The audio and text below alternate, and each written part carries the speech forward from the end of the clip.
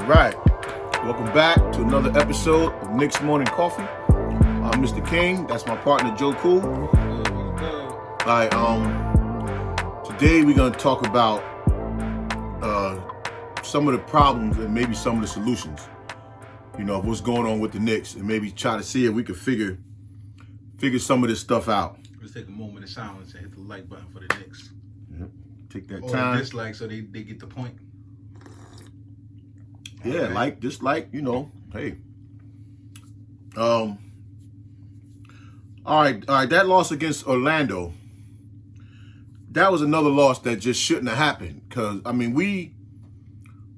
6 of our 7 losses came from teams who had worse records than us. And even some of those teams was at the bottom of the barrel.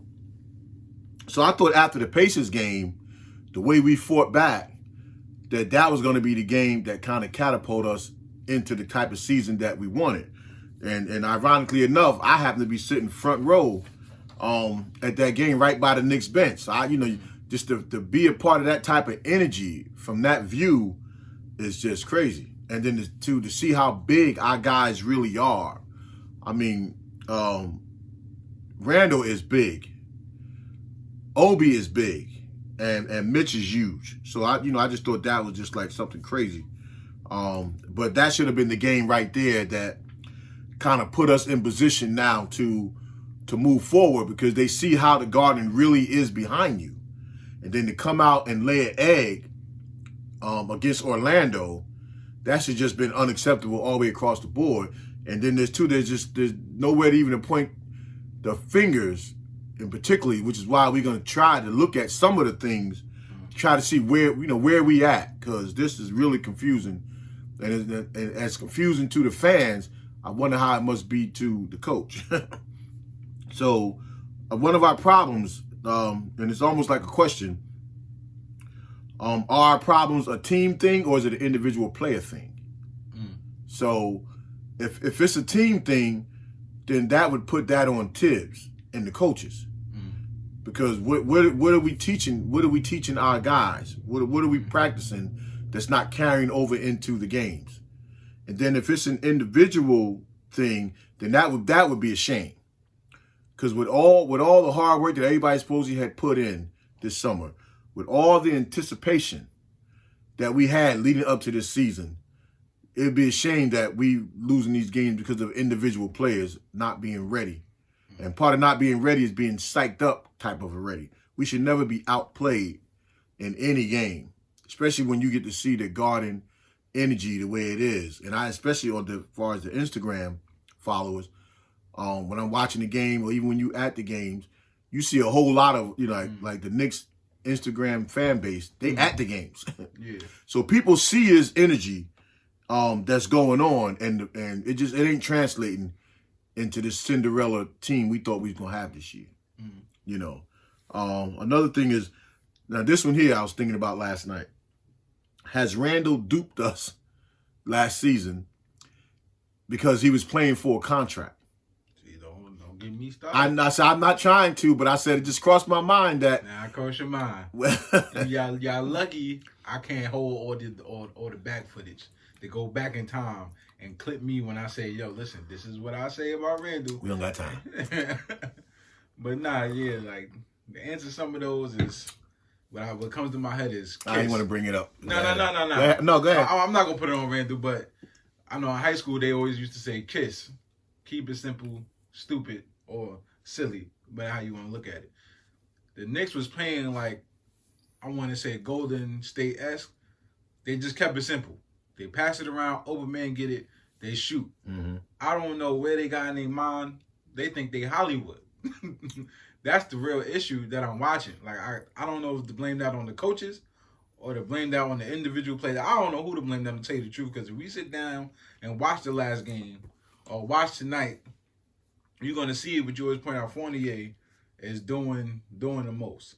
Randall thinks he's LeBron James. R.J. Barrett, he's like J.R. Smith right now. Like they all Hollywood. Like they walking around like, because New York has their names above the actual skill level right now. Mm-hmm. Even Quickly, y'all know I love Quickly. See, I wouldn't say that. They- I wouldn't say above their skill level at this point, based off of how they finished off the last quarter of the season. Just that some people get.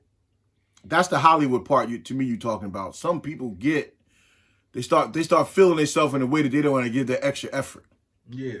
And they kill themselves on plays, not going 100% on plays, and that's that. But again, with the energy that the Garden give you, why would you do that? Why wouldn't you want to come out and give that every second of the play? Because it's like we said, it's the first time where the Knicks fans are not bashing you and the media is not bashing you. We on your back. Like we got your back. Yeah. All the way for the past 2 years. That's different for New York. Yeah. So you're not even feeling it the same. Now, if the New York media has turned around and they almost did it, I think last game, Wiley and them. They was pointing out R.J. Barrett's and the starters' numbers, and they pointing out Burke's numbers. I think we talked about. Well, they're not gonna. Yeah, but they're not gonna. I think it slipped when they said it. Oh yeah, they was looking at each other like, just make sure you say this right so you don't start no trouble. Well, not only that, they work for the Garden, so they can't. Yeah. They one thing about the Garden, Clyde slips up sometime, but the Garden Clyde they can't. Sometimes. Well, Clyde, I mean, sometimes I'll be thinking Clyde playing for LA. Nah, because he know, and I told you. And I like Clyde, but damn. But he knows when he does it, because when he do his summer camp, I take the kids the past 3 years, except for last year, the pandemic, and he says that they call him on it when he do.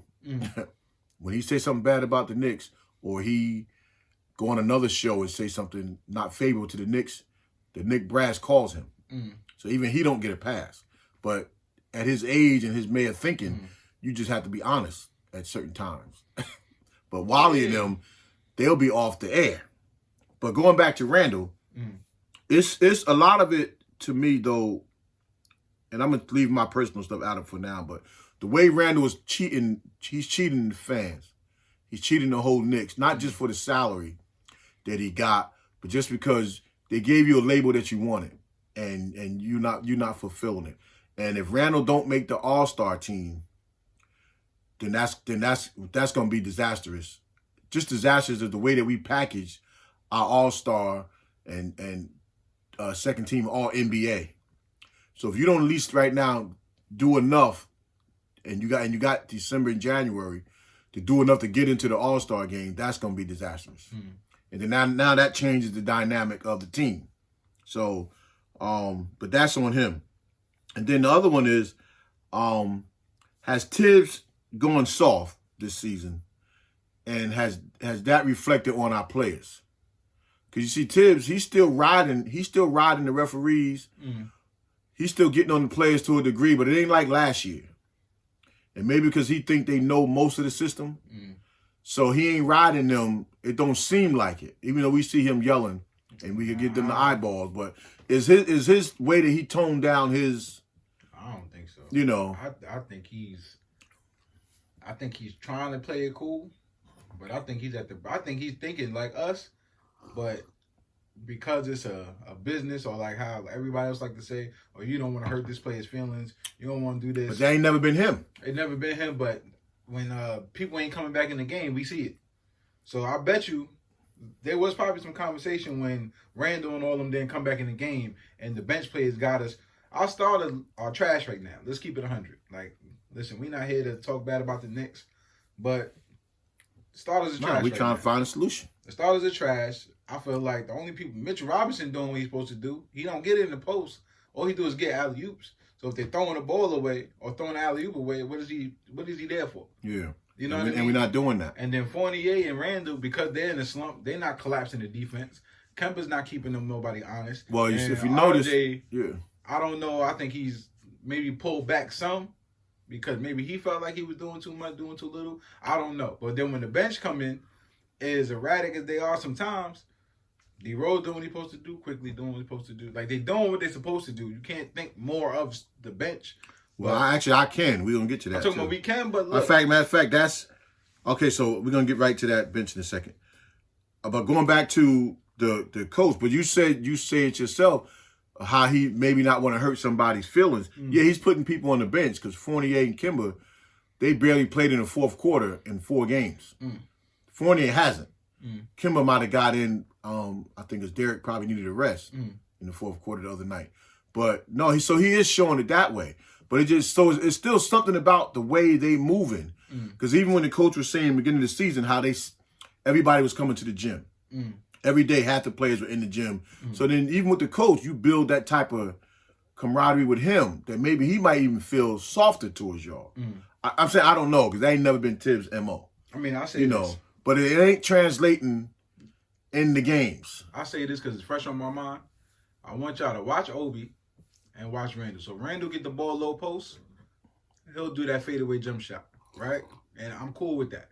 And I keep telling y'all, maybe one day or sooner than later, Obi may just need to get a shot. Obi get it in the low post, Stoudemire, he's taking it to the basket. He's doing a post move, quick move, and taking it to the basket.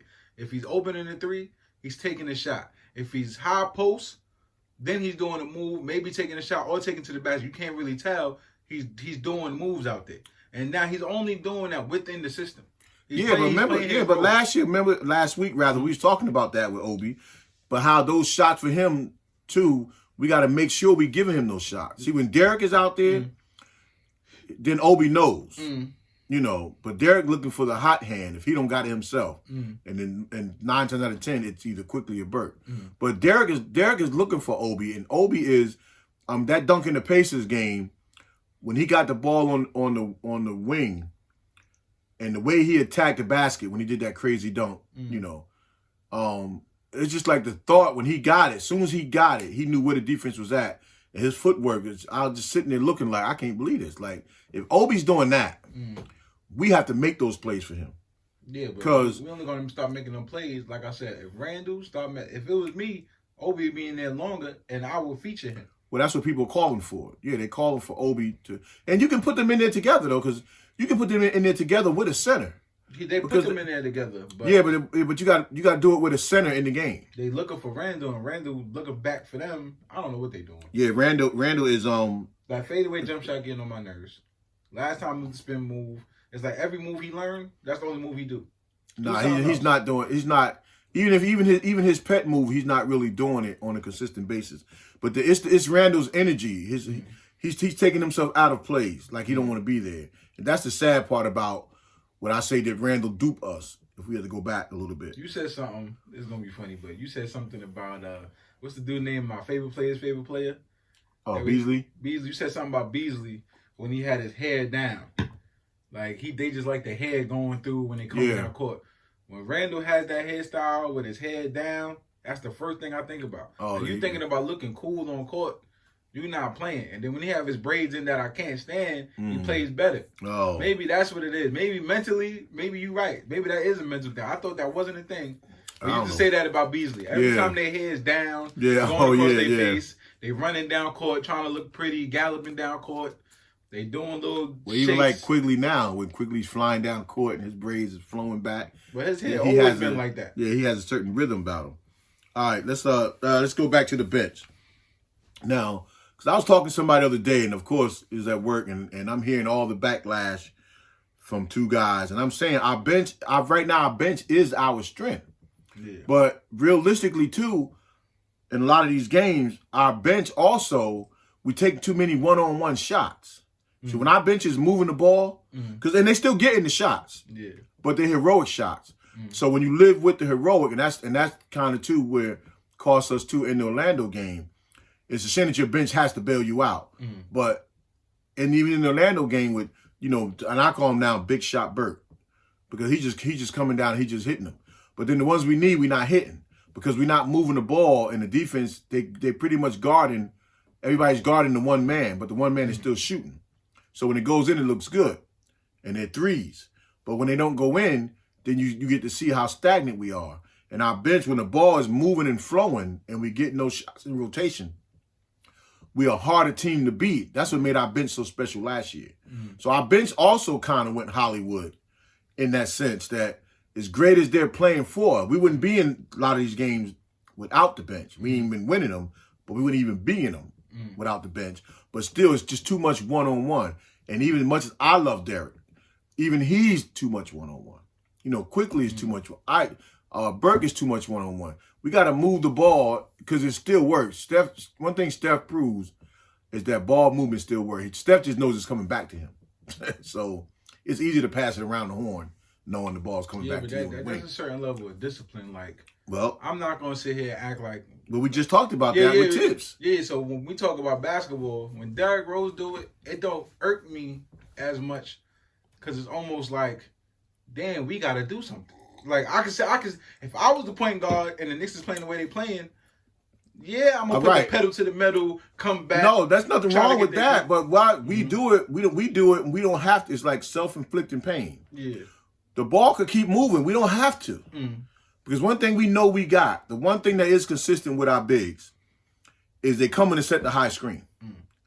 So once the high screen is set, the ball move it again. I mean, sometimes the best shot is the one you got. We talked about that last week. But if the rhythm ain't there and the shots ain't falling, one thing we know is that the Knicks are a rhythm shooting team. Yeah. So do what you do best. And then we took away the high pick and roll from, we'll get to that later, from Mitch and them, that they're not even getting to enjoy that part of the game.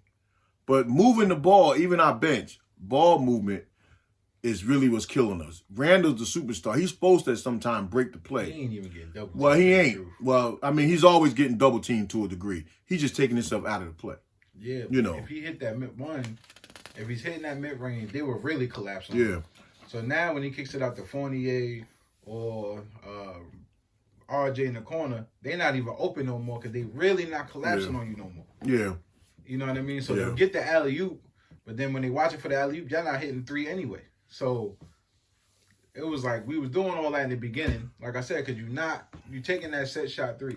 Now y'all taking moving threes and off the dribble threes. Well, that's good if you feel that rhythm, right? If you feel that rhythm, that's good. But until we get the ball movement, Obi can't even sneak back door. He's still getting one, sometimes two. He can't even really sneak back door because we stationary the way we going one-on-one. But speaking of our bench. If y'all haven't, I don't know if you've seen it, Joey. Our Westchester Knicks team, where we sent down Deuce McBride. He's killing it. Woo! It's the way he's doing it though. And then the other guy that was on I forget his name, on our Exhibit 10 contract. When I was like looking at his highlights last year or 2 years ago with the Spurs, I think it was, and the way he picks and pops, and his J is automatic, and I was like, dang, if this guy at some point he has to come up, rather he plays or not. But Exhibit 10, excuse me, you got to at least come up so many times of the season. And if he gets in a game, because he can naturally shoot as a big man, as a stretch. So this guy gets in a game, he may not go back down. And I said that in preseason, and this is only from his highlights from the teams he played on in the past. I'm like, that's the kind of guy. Well, Obi can be that, but that's the kind of guy you want, a big 6'10", whatever guy that could really just pop it from out there, and he can mix it up down low. But he's a shooter, and I said, damn, this guy, and I said it in preseason, but even looking at him in this game, the Westchester Knicks game too, and I said, damn, this guy comes up and manages to find his way in regular games, not garbage time. This dude might not make it back down to the G League. Yeah, that's the kind of stroke he got. Now, you don't want to see that for Obi and them sake. Yeah, but for the sake of the Knicks. I'm talking about, and it's bad because, just like last year, when we go into a little bit of a slump, I be wanting to say, you know what? I just want to see the young dudes play. We wouldn't, like I said, last year, we wouldn't care about losing if we just had a whole bunch of young guys playing. We wouldn't. Because we so excited of how they playing and running the floor. Yeah, but we still didn't know. We still believed in what it could be because looking at the other teams in the East. Now it's like the stakes are just higher. But somebody said something the other day. You could deal with losing when your team is so young and you can see like Obi. No. You talking about scrapping? Oh, no, we're not scrapping. Yeah, so what I'm saying is, but what I'm saying is, it's like the stock market. When you look at quickly, Obi. I ain't the stock market. You know what I mean? Go ahead. If y'all need something, let me know. If it's like they getting better every year or every quarter of the year. Like they're not going. Yeah, but we can't go. I agree that the young guys should get in the games, especially Grimes. Grimes can fit in with the starters. And then also Deuce should be able to get in some time because when we got them other young guards, we got to speed up the game. Yeah. And he just natural instinct as a young guy just to fly down the court and just get people moving. But everybody got to be moving at the same time in the same direction. And even when Derek was flowing in part of that Orlando game, it's like he would go up court and he's like telling them, let's go. Like, y'all should be ahead of me. And when every time they were ahead of him, something good happened. Because a point guard wants to make plays in the middle. And you can't make plays if everybody's lollygagging behind you. Don't fall into the play. That's supposed to be the center's job, to fall into the play. A good point guard, you see 2 or 3 people ahead of you. Oh my, you know how that feeling is. That's like heaven for a point guard. Yeah. Because you got so many different ways you can go. And you're not getting that. But when the Knicks do get it, we a way better team. And Derek's showing that how we can get people out there and running. Yeah. He's going to find the right open man with the right play. All right, so that was just some of the problems. And if you got, and there's so many, and if you got some, put them in there for us and let's talk about it too. Now, some of the solutions, this ain't even really no solution, but Kemba and Fournier, is it the new system? Why they struggling right now? And then do we need them to gel? At what point do we need them to gel to make a serious run? So my feeling is it's not so much the new system, because all players, a lot of times they say every team run the same plays. But I think the fact that there's 2 new people in the backcourt, like maybe if one was a big man and one was a guard, easier to, and to me, for some reason, I always see RJ as the 2. I don't even see him as the 3. Even though our 2 and our 3 is essentially the same player. But I see RJ as a 2. But since when you bring in a whole new backcourt, that will change the dynamic of your team. And one thing I know for sure, and I'm speaking this for both the guys, Kemba gonna get it together. He's just gonna, right? Because right now the stuff he's doing is really unnecessary. Like, we know you Kyrie-like. But right now we just need you to get in the lane, find the open man, hit the open shot when needed. Maybe get to the bucket every now and then, keep your defense honest. But right now, just get in there and orchestrate. You don't got to do, you don't got to be UConn Kemba. Right now anyway, you don't got to be that. Just get in there and get guys in the right spot and get them their shot, the timely shots when they need it. And then Fournier, he will, and we talked about that too last week, he'll find his stroke. Now that's more mental with him than with Randall. Because you are a shooter, but you could get lost. A shooter can get lost sometimes. Randall, as a superstar, you can't get lost. Because even if you're not scoring, it's supposed to be so many other things that you're doing. Yeah. To be noticed, to be out there. And you can even still make the All-Star team by not scoring. But right now, it's like you're not even out there. You're a handicap right now. But as far as Fournier, he'll find his stroke, and he'll definitely need to more simplify his game. Because we need that 3-point shooting, and that needs to be expressed to him, not just from the coaches, but even from our players. That we need you to do, this is what you do. When we played your teams, this is what we were scared of. You hitting them J's out of nowhere. You can get to the hole, fine. But we need that jump shot. Yeah, but who's telling them that? That's why I'm saying that we need not only the coaches, we need the players to tell you that. And then you don't know what kind of in-house grumbling could possibly be going on. Friendships start developing, and, people read the papers too, and people riding around the city, and, the city will put junk in your head. I can see him now telling Ike, you need to be starting, or Bert, and you sitting there eating like, yeah, I need to be starting. But realistically, we need that shooter. We need that from him, but we need everybody to tell him that. And whatever slump he's in, he got to come out of it. Because you don't win without that. Everybody else is streaky. He don't get his shot together, we in trouble. Yeah. Now also, the people that call for, and is this a solution? There's been people calling for the swap between Bert and Fournier. Now, one of the reasons why I say I don't want to see it, and right now for a small stretch, it might not hurt to maybe get somebody's mind going to see the game from the bench. But Same way I say when they were saying Derek should be starting. Derek took a lot of stuff to get that bench where he wanted it last year. Took a lot. So took a lot of meeting with them, sitting down with them, watching film, encouraging them. Now the bench really, that's our solid piece, even though it has its little flaws. That's our solid piece of the team. Mm-hmm. So why mess with that? Let's do what we got to. Let's fix the starting lineup. Yeah. But messing up the bench, why? That's taking something away from what you already got. Here's my thing, right? I know what you're saying, but let's go back to the game where they didn't even take the bench out. What's the difference from him starting and not coming out, and then Kemba come in?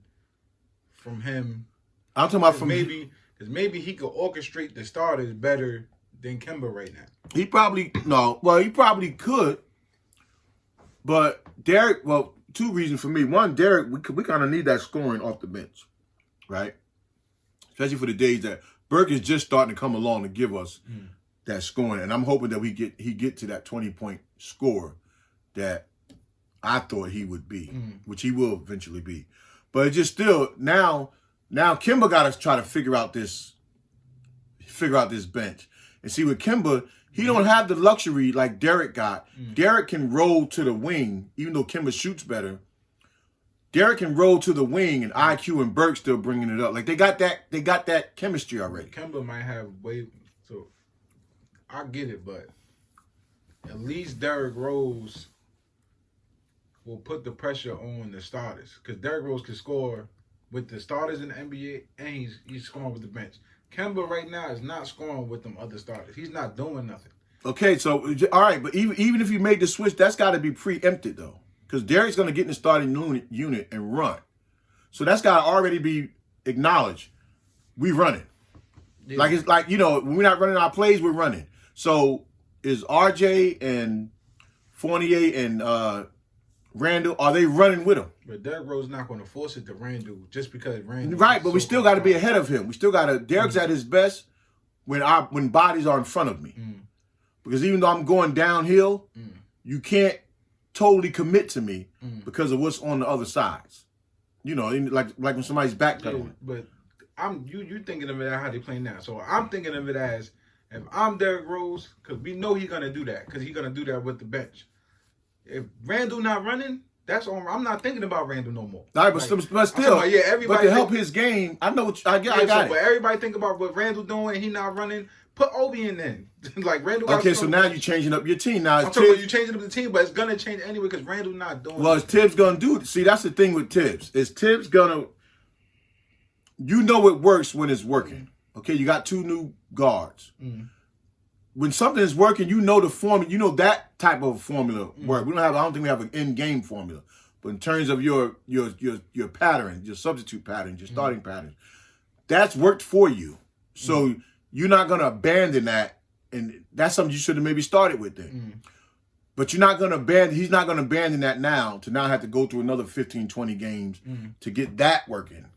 I just don't see him doing that. I don't see it, but sometimes they say what ain't broke, don't try to fix it. The bench essentially is not broke. Let's do what we got to do to get this starting unit right. Now sometimes, a game here or there, let's just go with it. Because sometimes somebody come off the bench, they see the game different. Now they ready to get their stuff back on track. And the pressure's off. See the game different. He been sitting the starters on the bench the whole game. The fourth quarters, yeah. Like see the game different. Like at the end of the day, this is his job. So I don't really care about their feelings. Like I said, I'll tell you this every time.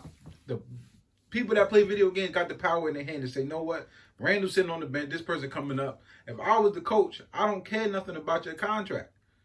That means I don't think that's why he's doing it. That with World Wide but I don't think that's why he's doing it. Yeah. He did. Like, go talk to them. Because, like I said, when I'm on the court and I'm in practice, you're not doing what I need you to do. We got Grimes sitting on the bench. We got McBride sitting on the bench. We got all these players sitting on the bench that's hungry to play. And y'all playing like this. So, all right, so this ain't the time. Y'all be talking about rebuilding. If we got him on the bench, play him. Yeah. No, I agree. Yeah, I agree. I don't even want to. But he's not going to mess up. It's like frustrating me to think about. He just, Kemba don't got it right he's now. not going to do. Like, this is the first time, like, Was Kemba even starting on the other team? Yeah, he's a starter. No, he's a bona fide starter. So but again, at this point, he needed to do. But he's Randall's also not the star of the team. Yeah, he's hurt. He's been hurt. You gotta give Kemba a little bit because he was hurt. And as much as we want to see it, and he'll say, "Oh, I feel real good." You know, your mind want to do things your body can't do, and Kemba will get. That's why I said Kemba will get to that. It's just that this was a season we wanted to really be able to enjoy from start to finish. Sometimes you just want to have that, you know, like the 54-win season with Jason Kidd and Melo and them. Like, it was just nice knowing that every game we had a chance to win. And essentially, we only won 54 games. It seemed like we won 64 games because it seemed like we never lost.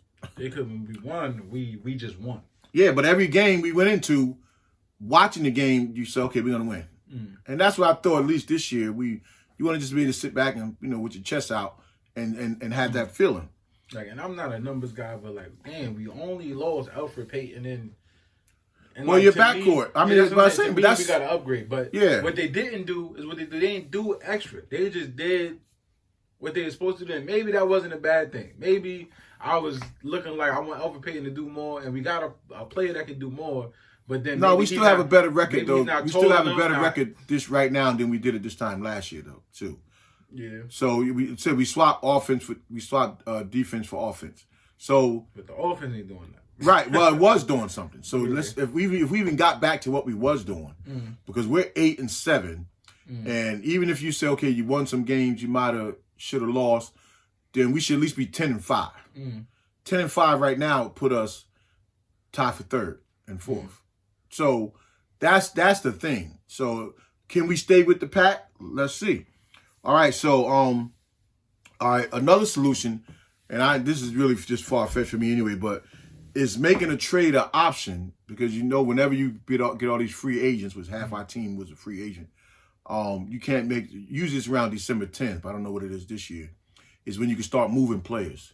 So one thing came to mind is when Leon Rose early in the season saying that he had a big splash that he was working on.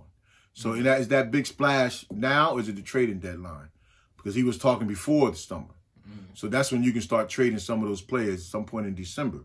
And then somebody had a drastic mock trade put up from the Knicks world. If you look it up, he had a trade with Phoenix. He had Ayton and Crowder for Randall and Mitch.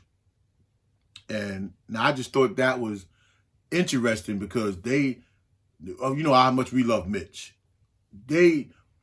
Ayton would add to your team because he's a low post guy that we have no low post presence at all. And then Crowder will give you the intensity that you always need from that position, and he can guard from the wing. You know, he ain't a stopper, but people know he's gonna defend, and he has big buckets. So only thing I see about that is, of course, that could help you, is that at least with Randall, he ain't showing it now, but you have an all-star. You know what I mean? Like you still need an all-star. So if you made that trade, if that was the only thing you made, so now who becomes the face of the franchise? Is it Randall? Is it RJ? I'm not Randall. Is it Kemba? Or is it RJ? Somebody still has to be the face. Now, Kemba's been the face of several franchises. He just ain't playing up to that yet because of I say because of a past injury. So who would be that? Because you still got to market your team. Although that, I mean, you don't want to just get into that, but at some point I wouldn't even cry over that. You know, only because you know you're getting substance, and what the Knicks need right now is substance, and we don't got that. So I mean, listen, I'm an advocate for if Obi can get a shot, he should get a shot. Yeah, but not just get a shot. Obi should be a part of. He should be not just a part of the rotation. He should be a part of the offense. I'm talking about when I say a shot, I mean like how they feed it to Randall. Right, part of the offense. Feed it to Obi. Yeah, like, he should be. Obi should be. Yeah. Like just let him do it. Every other player that's on a whack team, or that was on a whack team, those players are doing phenomenal right now. Any player that got drafted right now, they killing us. Yeah. You know what I mean? If they're not killing us, they doing decent on us, and they starting, and they getting more playing time, and they getting featured. So why Obi not getting featured? Quickly got lucky because we was missing that. You know what I mean? But all the other players, they not getting lucky. Grimes need to play. Like we said it with Quickly. Yeah. Grimes need to play. We didn't get to see Deuce McBride because we got Kemba and D Rose. But all right, cool. But let them come up some, let them steal some minutes. And their time is coming. Get the feet wet. Yeah, but their time, I mean, it's a shame that how there's certain things about Tibbs that don't change because, again, I know I keep beating a dead horse. Burke and IQ only got their shot because of injury. And you don't want to see an injury. You want to see the coach just see the value. But again, something still could be brewing. Like, we think he's forgotten about those young guys. He could be showcasing the guys that he's playing. Now, if you showcase them, they ain't doing nothing. You know, so you don't know. We just don't know. It's not even something you want to think about because I like our team. I like our team, and I just want to see us do what we're supposed to do. But so my thoughts is that it's my belief that the defense eventually they will pick back up. The defense will, like Kemba and them, they'll learn coach's system because now you got your two guards. They'll learn coach's system, and the defense will get back on track. And Tibbs' history is that his defense gets better as the season go on. And then it's also, I believe, that Kemba and Fournier, they're gonna figure it out. They're gonna figure it out, and then and get out of their own heads about New York City and start playing basketball the way they know how to play basketball. You know, and then Randall, he'll get his mojo back. It's just a shame with Randall that you're even going through this, that you're taking plays off, taking yourself out of the play, walking down the court. Because there was a thing in the Orlando game when they put Randall back in, when we was rolling, and Randall was standing at the top, waiting for the ball from Derek, and Derek looked him off and threw. I don't remember if it was IQ or Burt, but it was the way he did it. Like you lagging around back there, we out here fighting for our life, you know. And then even after he looked Randall off and threw it, Randall still kept himself out of the play, almost like you felt it. Yeah. And that's what is a shame with Randall, that even if you're not scoring in some type of a slump, there's so many other things you had to do and that you did last year to win everybody over. Yeah. So that's what's not fair when somebody say it's almost, no, that's a cliche I can't even use.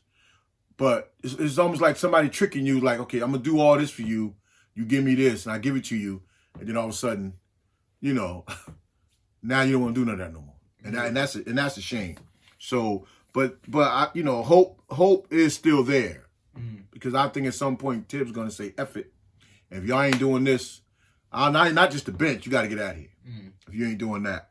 Now the last thing I wanted to talk about was one of the things I had been fearing since we ran into this slump was when I looked at the schedule, and now tonight's the game that was going to be my barometer because who we got? The Rockets today. So after tonight, starting tomorrow with the Bulls, we have a 7-game stretch from tonight's game to the end of that 7, where all 7 of those teams could possibly beat us, realistically beat us, the way we playing. And that can bury us so far in the standings because then, you know, the crowd will start to turn.